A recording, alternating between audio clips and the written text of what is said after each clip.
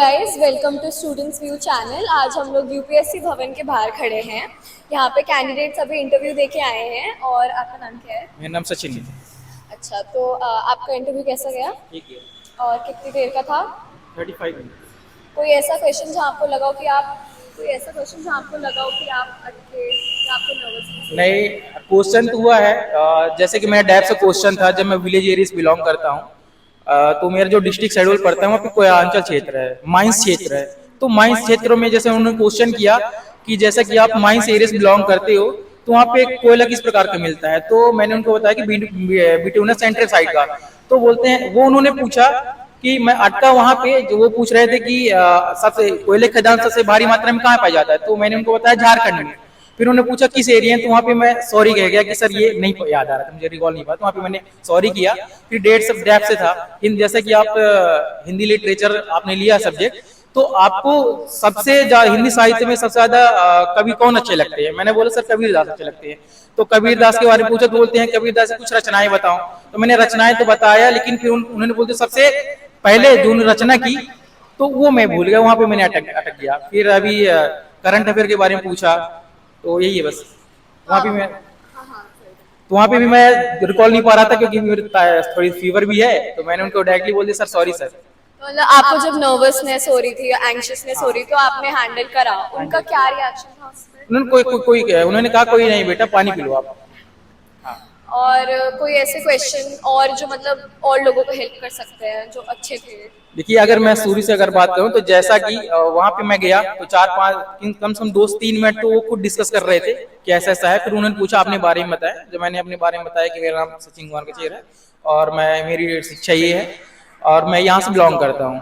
फिर उन्होंने जैसे मैं बिलोंग करता हूँ, तो फिर उन्होंने मेरे एनएसएस गतिविधियाँ थी, एनएसएस के गतिविधियों के बारे में पूछा। पहले तो कोयलांचल के बारे में पूछा, उसके बाद में एनएसएस गतिविधियों के बारे में पूछा कि आप एनएसएस में हो तो आप समाज के लिए क्या कर सकते हो। जैसे कि आप एनएसएस की बहुत सारी गतिविधियां बताएं। मैंने बताया कि सर समाज के उत्थान के लिए काम करता है, शिक्षा के लिए करता है, स्वास्थ्य संबंधी काम करता है। तो उन्होंने कहा कि यदि आप एनएसएस में हो तो आप एनएसएस को अपने क्षेत्र में, जैसे कि आप एक आईएएस ऑफिसर हो, तो कैसे इंप्लीमेंट करोगे आप। तो मैंने कहा कि सर जैसे कि मैं पिछले 2 वर्षों से एनएसएस में एक स्वयंसेवक के रूप में कार्यरत हूँ, है ना। तो उसमें एक ये चीज मुझे सबसे अच्छी लगी कि समाज में घर घर जा करके 1-to-1 डोर टू डोर वहां पे हम लोग इम्प्लीमेंट करते हैं, वहां पे जागरूक लोग करते हैं कि आप जो भी जैसे कुछ रोग हो गया, अब जैसे एक प्रथा चली आई है बच्चों को दागने वाला, हम वो कैंपेन लेकर के चला रहे थे। तो उन्होंने कहा बहुत अच्छा।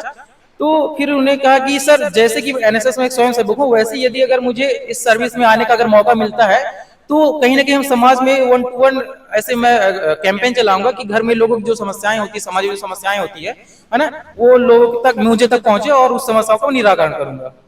तो मतलब आपने मॉक टेस्ट करे, मॉक इंटरव्यू करे या फिर आप सीधा? मैंने मॉक टेस्ट दिया है, मॉक इंटरव्यू में नहीं दे पाया हूँ, बट कोई बात बिकॉज थर्ड सेमेस्टर एग्जाम चल रहे थे, अभी 2 तारीख खत्म हुआ है, तो सो सडनली आई मैं यहाँ पे तो आया। आपने टाइम मैनेजमेंट कैसे करा, मतलब आपकी स्ट्रैटेजी और ओवरऑल अप्रोच क्या थी यूपीएससी में? जैसे कि मैं बता दूं, मैं मिडिल क्लास फैमिली से बिलोंग करता हूँ।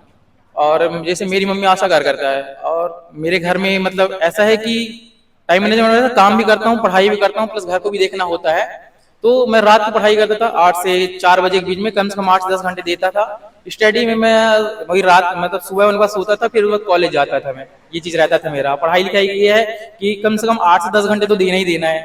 आप चाहे कुछ भी कर लो, ये कोई छोटी चीज तो है नहीं कि आप 2 घंटे पढ़ाई कर लो हो जाएगा, ऐसा नहीं है। तो मतलब ऐसा कोई सब्जेक्ट जो आपको थोड़ा चैलेंजिंग लगा हो, दिक्कत आई हो, और आपने उसमें कैसे वर्क किया चैलेंजिंग उसमें? तो ऐसा नहीं है, क्योंकि मैं एक फन की टाइप में लेता था कि जैसे मैं पढ़ाई लिखाई कर रहा हूँ तो इस चीज को सीखने को क्या मिल रही है। जैसे कि यदि मैं खाना खा रहा हूँ तो मुझे मुझे पता है कि मैं खाना खाऊंगा तो मुझे मेरी भूख मिट जाएगी। वैसे मैं पढ़ाई कर लेता था, यदि मैं पढ़ाई करूँ तो कहीं ना कहीं मुझे नॉलेज, मुझे ज्ञान मिलेगा, उस हिसाब से मैं पढ़ाई लिखाई करता था। तो आपको क्या लगता है कि आपको क्या लगता है कि आपका इंटरव्यू का आउटकम क्या होगा? आउटकम अब देखिए, जैसे जिस प्रकार से मैं दे करके आया हूँ, जिस प्रकार मैं अपना फॉरवर्ड दे करके आया हूँ, तो उस प्रकार से इंटरव्यूअर के ऊपर वो डिपेंड करता है कि वो कैसा देना चाहेंगे, है ना। अगर नहीं होता तो मैं फिर नेक्स्ट ईयर कोशिश करूंगा, बट अपने आप को मैं बेस्ट जरूर बनाऊंगा मैं। आपका कौन सा अटेम्प्ट, आपका बोर्ड कौन सा था? मेहता सर का अच्छा, और आपका अटेम्प्ट कौन सा था? सेकंड अटेम्प्ट, हिंदी मीडियम में, और ऑप्शन हिंदी लिटरेचर। और हिंदी लिटरेचर से और क्या क्या पूछे गए आप? हिंदी लिटरेचर बस एक ही क्वेश्चन है कि आप हिंदी साहित्य से हो तो आपके अच्छे कवि कौन है और उनकी रचनाएं बताइए और उनकी जो प्रथम रचनाएं वो बताइए, बस हो गई, इतनी क्वेश्चन है। 35 मिनट के आसपास।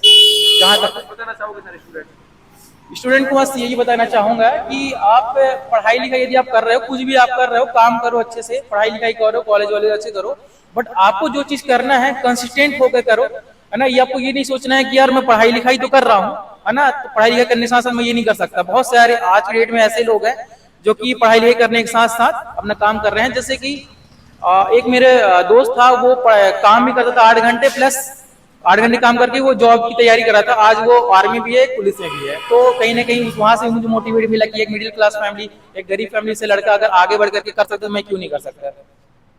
और hats off to your dedication and hard work, आसान नहीं होता है और आई होप कि आपका क्लियर हो जाए।